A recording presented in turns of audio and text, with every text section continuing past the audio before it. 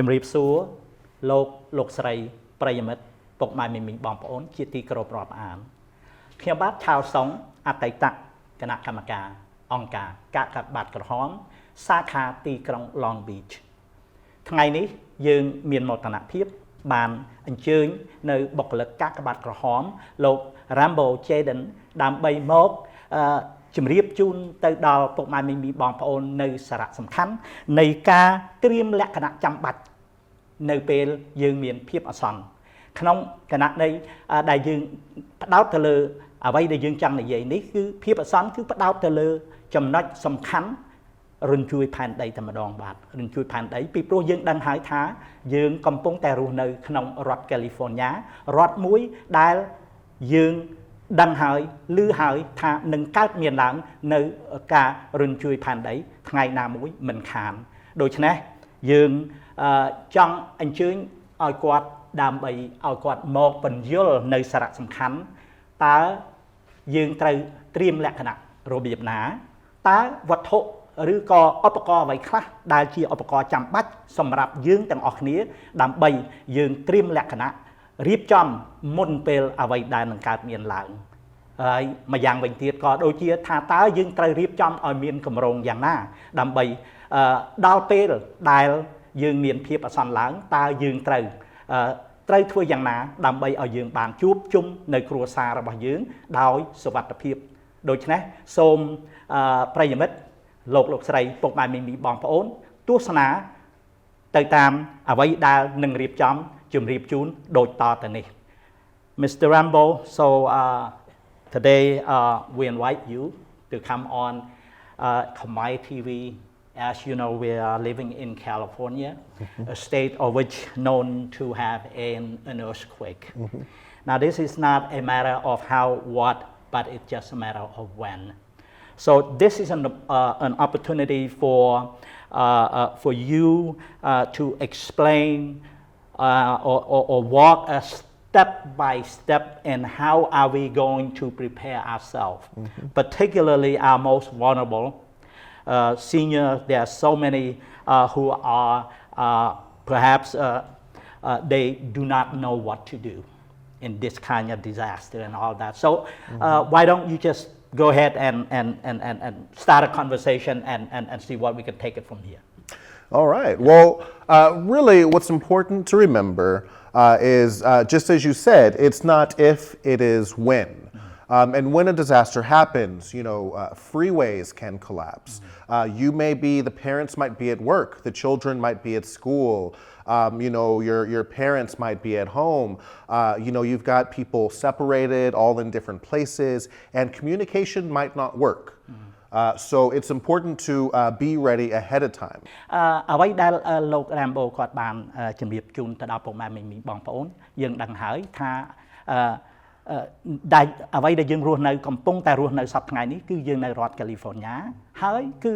យើងដឹងទៅទៀតថាអ្វីដែលកើតមានឡើងវានឹងកើតមានឡើងនៅការរំជួយផែនដីបាទនៅការរំជួយផែនដីនេះផងដែរនៅពេលដែលវានឹងកើតមានឡើងផ្លូវក៏ដាច់អ្វីក៏វាអាចមិនមានអ្វីដែលហៅថាដំណើរការនឹងអាចឲ្យយើងតំណាក់តំណងគ្នាបានទេដូច្នេះតើយើងត្រូវធ្វើយ៉ាងម៉េចនៅក្នុងការត្រៀមលក្ខណៈដើម្បីរៀបចំមុនពេលមហន្តរាយដែលនឹងកើតមានឡើង So we like to refer to this as being Red Cross ready. And those three things are get a kit, make a plan, and be informed. ដូច្នេះយើងត្រូវត្រៀមលក្ខណៈជាស្រេចក្នុងករណីសង្គ្រោះតាមរយៈអង្គការកាកបាទក្រហមដោយការត្រៀមលក្ខណៈឲ្យមានរៀបចំឈុតសម្ភារៈចាំបាច់ហើយនឹងរៀបចំឲ្យមានគម្រោងរៀបចំទទួលនៅព័ត៌មានផ្សេងៗ So let's start off with getting a kit. As you can see here, these are the basic ingredients you might need to make a good disaster kit. ដូច្នេះយើងនឹងចាប់ផ្ដើមនិយាយអំពីការរៀបចំឲ្យមានឈុតសម្ភារៈខ្លះៗនៅលើតុនេះបងប្អូនបានឃើញហើយគឺជាសម្ភារៈប្រចាំគឺថា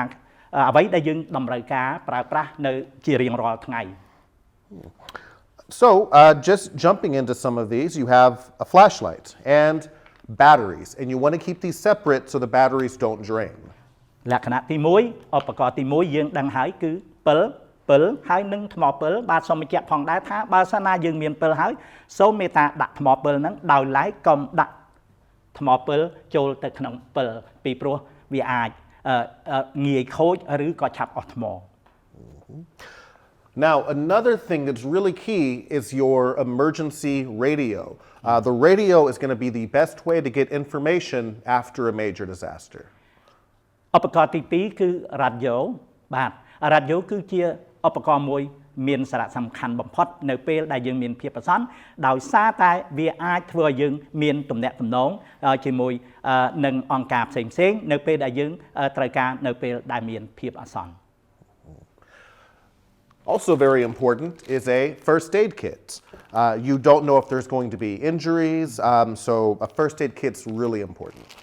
នៅក្នុងស្បង់នេះស្រាប់គឺយើងមានឧបករណ៍សង្គ្រោះបឋមគឺមានន័យថា first aid kit នៅក្នុងកញ្ចប់នេះដែរយើងដឹងហើយថានៅពេលណាដែលយើងមានរបួសបាទកាត់ឬក៏របួសអ្វីមួយយើងតែងតែត្រូវការវត្ថុទាំងនេះដើម្បីនឹងព្យាបាលរបួសរបស់យើងនៅក្នុងភាពបណ្ដោះអាសន្ន Now, a lot of the things we talked about were items you'll need immediately after a disaster. Let's get into some stuff you're going to need for a more long-term disaster. យើងបាននឹងហើយយើងបាននិយាយអំពីឧបករណ៍អ្វីដែលយើងត្រូវការចាំបាច់ក៏ប៉ុន្តែយើងត្រូវតែយកមកពិភាក្សានៅឧបករណ៍សម្រាប់ពេលវេលាយូរ So, the two things that every person is going to need, food and water. These are pouches that last long term, and these are food blocks that will also last for a long time. អ្វីដែលយើងចាំបាច់ត្រូវការគឺចំណុចសំខាន់ទាំងពីរគឺចំណុច2ទី1ទឹកហើយនិងម្ហូបអាហារនៅក្នុងនេះយើងបានឃើញហើយម្ហូបអាហារដែលមានម្ហូបអាហារជាម្ហូបអាហារកញ្ចប់ម្ហូបអាហារកញ្ចប់ដោយឡែកគឺចង់ជំរាបទៅដល់ពុកម៉ែមីងបងប្អូនផងដែរពុកម៉ែមីងបងប្អូនអាចទិញម្ហូបអាហារកំប៉ុងដែលមិនងាយខូចដើម្បី stock ទុកបាទដាក់ទុកនៅក្នុងទូរបស់យើងពីព្រោះណាមានតែរបស់ម្ហូបអាហារដែលមិនងាយខូចខាតនោះទេដែលយើងអាចទុកយូរអង្វែងបានហើយចំណុចទី2គឺទឹកបាទទឹកហ្នឹងមិនចាំបាច់តែទឹកនេះទេមិនចាំបាច់តែទឹកនៅក្នុងនេះទេគឺយើងអាចទិញទឹកដែលយើងមានគេហៅថា gallon size right 1 gallon ឬក៏5 gallon អីអញ្ចឹងទៅដើម្បីនឹងដាក់ទុកឲ្យមាននៅក្នុងផ្ទះជានិច្ចកាល Now, the thing to remember about the water is that you want to have 1 gallon of water per person per day. And that's everyone in your family, including your pets. ហើយយើងត្រូវចងចាំថាទឹកយើងត្រូវឲ្យមានម្នាក់1 gallon បាទសម្រាប់ប្រចាំថ្ងៃសម្រាប់ម្នាក់1 gallon ដោយរួមបញ្ចូលនឹងសមាជិកនៅក្នុងគ្រួសាររបស់យើងរួមទាំងសត្វដែលយើងចិញ្ចឹមបីបាច់ថែរក្សានោះផងដែរ And as for the food, you don't have to get one of these specialty bars. Any non-perishable food will work. So canned goods, any food that will last a very long time. ចំពោះម្ហូបអាហារវិញមិនចាំបាច់តែម្ហូបអាហារដូចនៅក្នុងកញ្ចប់នេះទេម្ហូបអាហារដែលពោពេញទៅដោយឱសថដែលជាតិដែលគេថាបើកម្លាំងរបស់យើងនោះទេគឺយើងអាចទិញនៅម្ហូបអាហារដែលដូចបានជំរាបណាមកពីដើមឡើងអញ្ចឹងគឺថាម្ហូបអាហារដែលមិនងាយខូចខាតដូចជាម្ហូបកំប៉ុងឡាក់និងឡាក់ Now, if you're in a situation where your home has partially collapsed, a lot of these other things will help. Gloves to help clear the way, and a whistle to get someone's attention. នៅក្នុងករណីខ្លះនៅពេលមានភាពអាសន្នរំជួយផែនដីផ្ទះរបស់យើងប្រហែលជាមានការបែកបាក់ឬក៏រលំដូច្នេះឧបករណ៍ដែលយើងចាំបាច់ត្រូវការយើងមានស្រោមដៃកញ្ចែលាក់និងលាក់ And duct tape is always useful.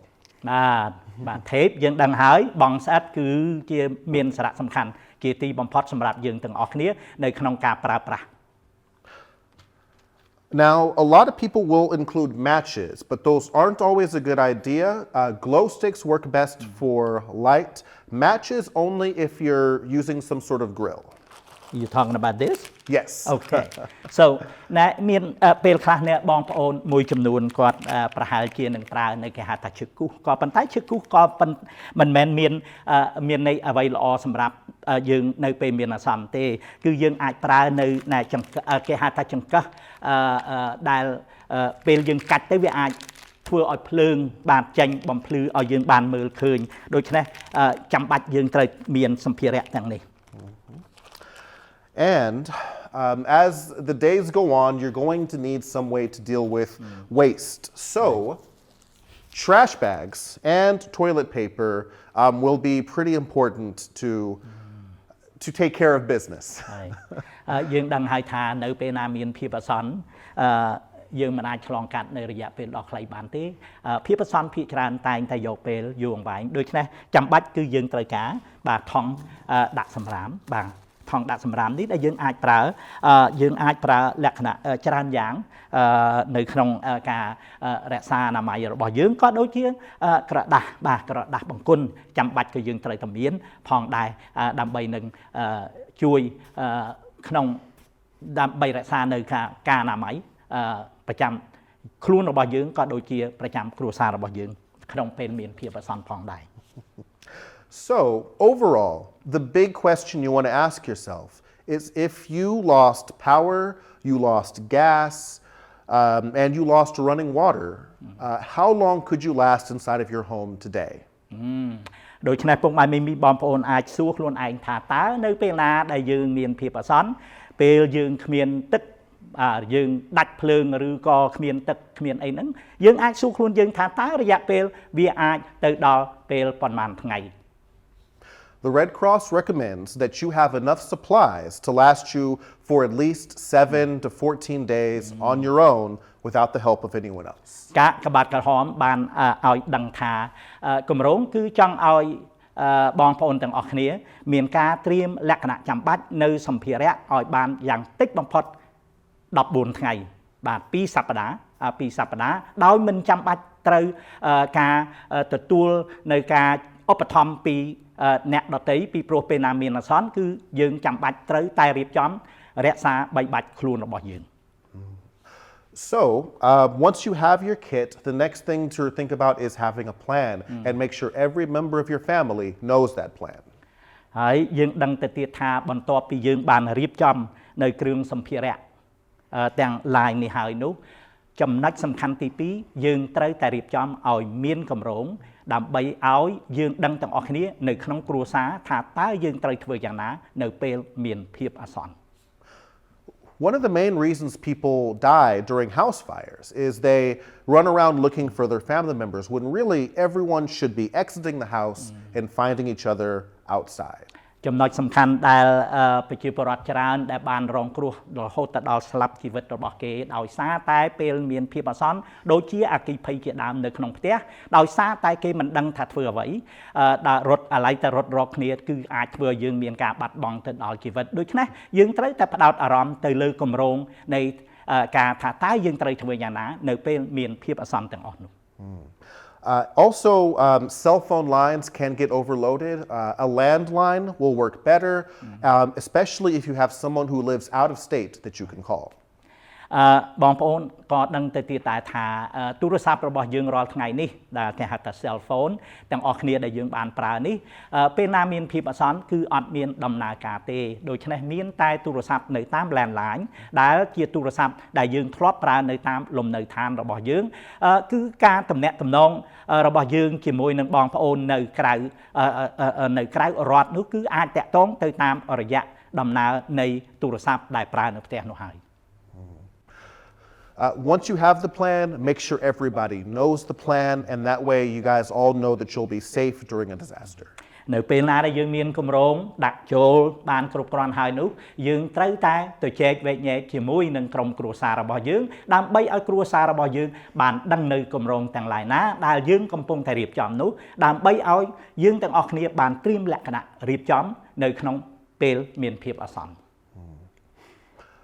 And after disasters happen, you want to stay informed. The best way to do that is with the radio. If you have power, TV might also be a good way to get information. បន្ទាប់ពីឆ្លងកាត់នៅ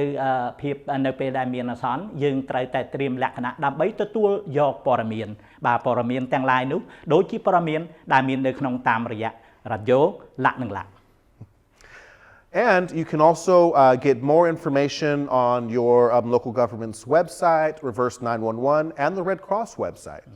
ហើយទន្ទឹមនឹងនេះដែរបងប្អូននឹងអាចទទួលយកព័ត៌មានផ្សេងៗនៅតាមរយៈរដ្ឋាភិបាលគេហៅថា local នៅក្នុងសង្កាត់ឬក៏នៅក្នុងតំបន់ដែលបងប្អូនរស់នៅក៏ដូចជានៅតាមរយៈ website ក៏ដូចជាព័ត៌មាននៅតាមអង្គការកាកបាទក្រហមផងដែរ And I know that this can seem like a lot to get all at once, but you don't need to buy it all at once. You can buy these things, one at a time. យើងបានដឹងហើយថាហាក់បីដូចជាម្ហូបអាហារឬក៏សម្ភារៈឧបករណ៍ច្រើនណាស់ដែលយើងត្រូវទិញក៏ប៉ុន្តែយើងមិនចាំបាច់ទិញម្ដងទាំងអស់តែម្ដងនោះទេយើងអាចទិញម្ដងមួយមុខ Once you've done that, you can find more information from the website, and the Red Cross even offers free smoke alarms if you talk to your local chapter. ហើយអង្គការកាកបាទក្រហមមិនត្រឹមតែត្រៀមលក្ខណៈជួយបងប្អូនសង្គ្រោះជីវិតបងប្អូនទេថែមទាំងមានបន្ថែមនៅសិក្ខាសាលាដើម្បីបង្ហាត់បង្រៀននៅពេលដែលមានបងប្អូនមានភាពអាសន្ននៅក្នុងការឆ្លងកាត់អគ្គិភ័យដោយបង្ហាត់បង្រៀនឬក៏ដោយផ្ដល់នៅឧបករណ៍ចាប់នៅផ្សែងនោះគេហៅថា smoke alarm នោះផងដែរបាទ So next to your bed you might want to have glasses and a pair of shoes just in case something were to happen in the middle of the night. ម្ដងទៀតចង់ជំរាបទៅដល់ពុកម៉ែបងប្អូននៅតាមនៅក្បែរជើងនៃក្រែរបស់យើងគួរតែមានវ៉ែនតារបស់យើងហើយនឹងស្បែកជើងបាតស្បែកជើងរបស់យើងដើម្បីការពារនៅពេលមានភាពអាសន្នដែលកើតមានឡើងជួនពេលខ្លះវាកើតមានឡើងនៅពេលយប់យើងមិនអាចមើលឃើញបានឬក៏ដើម្បីជៀសវាងនៅការមុតដៃមុតជើងយ៉ាងនោះបាន If the earthquake is bad, the power might go out and there might be broken glass on the floor. So having a pair of glasses and a pair of slippers that are within arm's reach of your bed would be really important. យើងដឹងហើយថានៅពេលមានភាពអាសន្នជាពិសេសនៅពេលដែលមានរញ្ជួយផែនដីពេលណារញ្ជួយខ្លាំងមែនទែនទៅវាអាចមានការបែកបាក់កញ្ចក់ឬក៏កំទេចឈើកំទេចអីនានាដែលវាអាចធ្វើឲ្យប៉ះពាល់មុតដៃមុតជើងរបស់យើងដូច្នេះបើសិនយើងមានវ៉ែនតាក៏ដូចជាមានស្បែកជើងវាអាចការពារយើងទាំងអស់គ្នាបាន And you don't know what the weather is going to be like wherever you're going, so having an emergency blanket inside of your bag would be really helpful as well. ហើយយើងក៏មិនបានដឹងថាតើធាតុអាកាសនោះវាយ៉ាងណាដែរនៅពេលដែលវាកើតមានឡើងដូច្នេះប្រសិនណាបើយើងមានភួយដណ្ដប់របស់យើងដែលភួយក្រាស់នៅក្នុងថង់ផ្លាស្ទិកដើម្បីការពារខ្លួនរបស់យើងជាការប្រសើរជាទីបំផុត It's also important to have a go bag that includes any prescriptions you might have, medicine, EpiPens, things like that. ហើយចង់ជម្រាបទៅដល់ពុកម៉ែបងប្អូនដែលមានវ័យចំណាស់យើងដឹងហើយយើងម្នាក់សុទ្ធតែមានអាការៈរោគផ្សេងដូច្នេះជាការចាំបាច់ត្រូវមានបាទថ្នាំពេទ្យនៅក្នុងថង់របស់យើងឲ្យបានប្រចាំជានិច្ចកាលក្បែរជើងក្រែរបស់យើងនៅពេលដែលយើងមានភាពអាសន្ននោះបាទ So, you can try your cell phones, but a lot of the times those won't work. If it doesn't, try texting. Sometimes that'll go through. And if not, having a way to call someone who lives out of state. Sometimes if a local call won't work, an out-of-state call will. So everyone in your family should know one person out of state to call. Okay. បងប្អូនអាចជ្រាបដឹងឮហើយគឺថាយើងនៅពេលដែលយើងមានភាពអាសន្នពេលខ្លះដំណើរការអត់ដំណើរការទេនៅរយៈទូរស័ព្ទរបស់យើងតាម cell phone ដូច្នេះយើងត្រូវតែចាំបាច់គឺថាត្រូវតែមានបាទ contact number គឺថាការទំនាក់ទំនងបាទលេខទំនាក់ទំនងរវាងបងប្អូនរបស់យើងដែលរស់នៅក្រៅ state ពីព្រោះមានសារៈសំខាន់ណាស់ដែលយើងត្រូវទំនាក់ទំនង So Mr. Rambo when the earthquake is happen is bank is going to operate? Are these folks going to need some sort of a thing? The ATM probably won't work. Right. So if there is a major disaster, having a bit of cash inside of your emergency kit would also be really helpful. You probably want to have small bills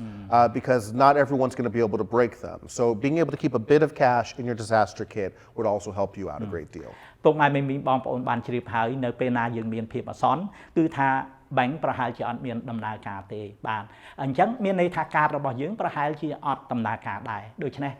ជាចាំបាច់យើងត្រូវតែត្រៀមលក្ខណៈទុកលុយកាក់ខ្លះដើម្បីឲ្យមានការចាយវាយពីព្រោះពេលណាកើតមានភាពអាសន្នឡើងគឺថាមានតែលុយកាក់នោះហើយដែលយើងអាចចាយវាយបានហើយនៅពេលដែលយើងរក្សាទុកនៅលុយកាក់ទាំងនោះសូមមេត្តាទុកលុយកាក់ដែលមានគេហៅថាលុយដែលតូចបំផុតកុំឲ្យទុកกระดาษ100បាទទុកกระดาษ1រៀលกระดาษ5រៀលกระดาษ10រៀលអីអញ្ចឹងទៅ so one other thing Mr. Rambo when we have an earthquake or a major disaster one thing is clear that the road probably is going to cut down and all of that how I mean what kind of plan do these folk need to have in order to connect because I would imagine right now the father probably at home, at work, the mom probably in school, and the children probably in school, and the mom probably at at home, etc. How are they going to be able to kind of connect together? So there are a couple ways. One, there is a Safe and Well website where you can go to Safe and Well to report yourself as safe. And another one is just making sure that all members of the family have at least one person who lives out of state that they can all reach out to during a disaster. And that person can let everyone else know that they're okay. ជាការចាំបាច់ពុកម៉ែមីមីបងប្អូនត្រូវជ្រាបថានៅក្នុងពេលមានភាពអាសន្នរដ្ឋតែងតែមានលក្ខណៈដើម្បីឲ្យយើងបានជួបគ្នាទៅតាមរយៈ website Safe and Well Safe and Well រឿងមួយទៀតដែលយើងអាចជៀសវាងដោយមិនដោយថាជៀសវាងនៅការវង្វេងគ្នានៅក្នុងពេលមានភាពអាសន្ននោះគឺយើងដាច់ខាតត្រូវតែត្រៀមលក្ខណៈដើម្បីទៅមានការទំនាក់ទំនងជាមួយនឹងបងប្អូនរបស់យើងដែលរស់នៅក្រៅ state បាទដែលរស់នៅក្រៅ state ហើយសូមបញ្ជាក់ផងដែរថានៅក្នុងពេលមានភាពអាសន្នបើយើងមិនរៀបចំឲ្យមានគម្រោងថាតើយើងត្រូវក្រងទៅជួបគ្នានៅទីកន្លែងណានោះទេយើងប្រហែលជានឹងអាចមានគ្រោះថ្នាក់មិនខានឡើយដូច្នេះយើងត្រូវតែទៅជែកវែកញែកជាមួយនឹងក្រុមគ្រួសាររបស់យើងដើម្បីដោះស្រាយនៅបញ្ហាមុនពេលដែលភាពអាសន្នកើតមានឡើង One thing that's really important to remember are our furry friends. We all have, if you have a pet, please include them inside of their disaster plan. Have water for them, a bowl for them, and food for them as part of your kit. That's great. Great you yes ពុកម៉ែមីមីបងប្អូនយើងបានដឹងហើយយើងនៅពេលដែលយើងថែរក្សាសុវត្ថិភាពរបស់យើងនៅពេលដែលយើងមានភាពអាសន្នក៏ប៉ុន្តែយើងមិនអាចបំភ្លេចនៅសត្វដែលយើងស្រឡាញ់នោះបានទេបាទឆ្កែឆ្មាដែលយើងចិញ្ចឹមឲ្យបាច់ថែរក្សានោះដូច្នេះយើងត្រូវតែត្រៀមលក្ខណៈអ្វីដែលយើងត្រៀមរបស់យើងត្រូវតែត្រៀមលក្ខណៈទៅដល់សត្វពាហនៈទាំងអស់នោះឲ្យដូចនៅអ្វីដែលត្រៀមលក្ខណៈដូចយើងបានត្រៀមរបស់យើងអញ្ចឹងយើងត្រូវតែមានរបស់របរដើម្បីឲ្យគេទទួលទានអាហារទឹកឬក៏អ្វីផ្សេងៗឡាក់នឹងឡាក់ And part of your plan is you want to be sure you know where the family is going to meet. It's best to have at least two locations. One right outside of the house if you're dealing with a smaller disaster like a house fire, and another farther away if you're dealing with a much larger disaster. គម្រោងដែលយើងចាំបាច់ត្រូវការរៀបនៅក្នុងការរៀបចំនោះគឺគម្រោងដែលយើងត្រូវជួបគ្នារវាងគ្រួសាររបស់យើងកូនចៅរបស់យើងបាទគម្រោងដែលខ្នាតតូចគឺយើងត្រូវតែរៀបចំធ្វើយ៉ាងណាថាតើផ្លូវជម្លៀសរបស់យើងយើងត្រូវទៅជួបគ្នានៅក្រៅផ្ទះនៅទីកន្លែងណាចុះបើសិនណានៅពេលដែលយើងមានភាពអាសន្នដែលមានភាពធ្ងន់ធ្ងរថាតើយើងត្រូវមានគម្រោងយ៉ាងណាទីកន្លែងណាដែលក្រុមគ្រួសាររបស់យើងអាចទៅជួបជុំគ្នាបាននោះដូច្នេះគម្រោងទាំងនេះគឺជាគម្រោងចាំបាច់ដើម្បីយើងត្រូវមានគម្រោងរៀបចំមុនពេលដែលមានមហន្តរាយកើតមានឡើង